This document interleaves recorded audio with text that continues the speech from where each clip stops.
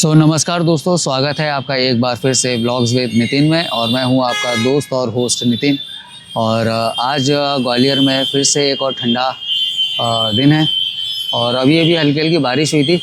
और अभी ये देखो, मैं आपको ट्रैफिक बता देता हूँ ग्वालियर में सुबह से ही कैसे ट्रैफिक पे ज़बरदस्ती लोग अपनी बेवकूफ़ियाँ दिखाते हैं। ये देखो, अब ये इस गाड़ी वाले ने यहाँ पर गाड़ी अपनी कर दी और अब लोगों को जब दिखेगा अभी कि गाड़ी नहीं निकल सकती फिर भी ज़बरदस्ती हॉर्न बजाएंगे। देखो, तो ये चीज़ें ग्वालियर में बड़ी कॉमन है कि मतलब ट्रैफिक आपको दिख रहा है कि आगे रास्ता नहीं है, व्यक्ति नहीं जा सकता, फिर भी सामने वाला आपके गाड़ी के पीछे खड़े होकर हॉर्न बजाएगा ही बजाएगा। और चारों तरफ इस समय इस तरीके का ठंडा माहौल है। आसमान में बादल छाए हुए हैं, 3-4 दिन से लगातार कंटिन्यूअस बारिश हो रही है, कंटिन्यू। ठीक है, और आज भी जो प्रिडिक्शन है वो प्रिडिक्शन तेज़ बारिश का ही है। तो अभी हमें 4-5 दिन से पौधों के अंदर पानी डालने की ज़रूरत नहीं पड़ रही है। तो पौधे जो हैं वो ना बारिश के पानी से ही तर हैं, तो वो है। और इधर ये कुछ बर्तन रखे हुए हैं, तो ये बर्तन हमने सॉर्ट आउट कर लिए हैं। इनको कुछ बर्तन इसमें से यूज़ हो जाएंगे वापस से धो धा के साफ़ हो के। और जैसे कुकर वगैरह है, ये सब हमारे को लगेगा ही लगेगा, साफ़ करना है इसको। और कुछ बर्तन हमारे जो बिल्कुल एकदम ख़राब हो गए तो उनको हम देखते हैं कहीं उसको रिप्लेस करेंगे, चेंज करेंगे। और अब मैं अभी चलता हूँ नीचे, क्योंकि मैंने नाश्ते में बना रखा है पोहे बनाए हुए, तो पोहे हम खा लें। दोनों भाइयों ने खा लिया, मेरा रह गया क्योंकि मेरी क्लास थी। तो मैं नीचे पहुँचता हूँ और फिर मैं आपसे मिलता हूँ। पहले पोहे के नाश्ते को खा लिया जाए। और ये है पोहे जो मैंने बनाए हैं आज।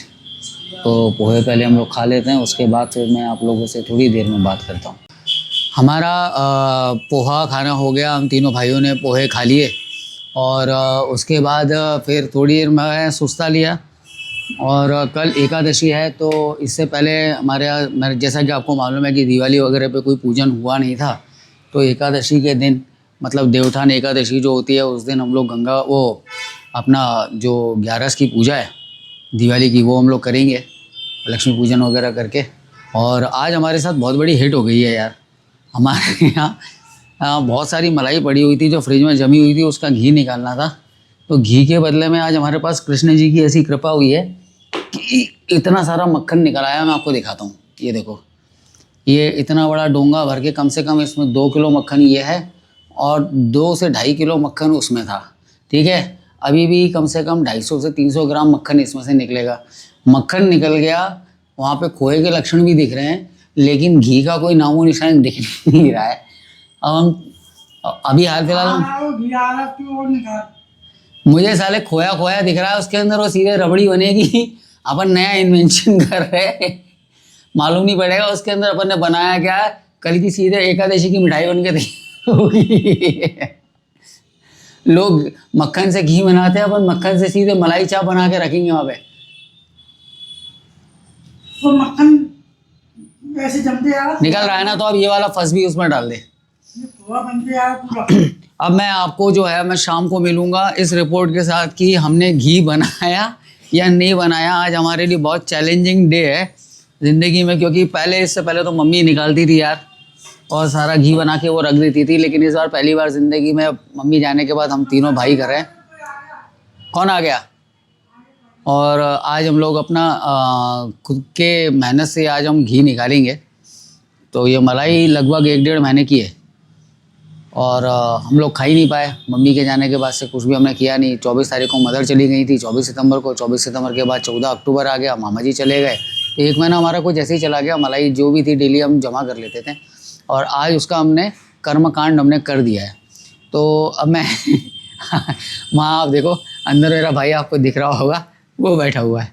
ये यहाँ पे बैठा हुआ है और ये यहाँ पे अपनी पूरी ये जितनी भी जो भी उसको कुछ करना है वो क्रियाकांड अभी यही करेगा कि वो घी अब बनाने की जिम्मेदारी इसकी, मक्खन निकालने की जिम्मेदारी मेरी थी। वैसे मम्मी जो थी, मम्मी डायरेक्ट निकाल लेती थी। और चलो ठीक है, प्रैक्टिकल है, मज़ेदार हो रहा है इवेंट, तो मज़ेदार हो रहा है यार। अब देखना ये है कि ये मक्खन से घी निकलता है या डायरेक्ट मिठाई बनती है। हालांकि आज कृष्ण जी की कृपा तो हम पे हो गई है, मक्खन तो बहुत सारा आ गया, मतलब कि घी अच्छा निकलना चाहिए। और अब मैं जा रहा हूँ अपनी क्लास लेने के लिए, क्योंकि मेरा स्टूडेंट आ गया है। तो उसके बाद मैं आपसे मिलता हूँ, ठीक है? तो मैं जब घी बन जाएगा तभी आपको अब शाम को कांटेक्ट करूँगा। खुशबू तो आ रही है, बन जाना चाहिए। दोस्तों, जैसा मैंने आप लोगों को बताया था कि हम लोगों ने मक्खन बनाया। मक्खन बनाने के बाद उसको हम घी बनाने के लिए बैठे हुए थे और घी बनने से पहले वो खोआ सा बन रहा था और हम लोग घबरा गए।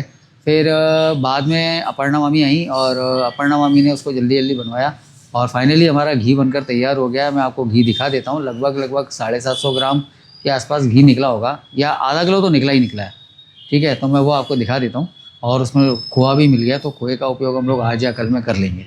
और ये रहा हमारा जो घी था जो हमने बनाया, बढ़िया फर्स्ट क्लास दानेदार घी बनाया भाई एकदम।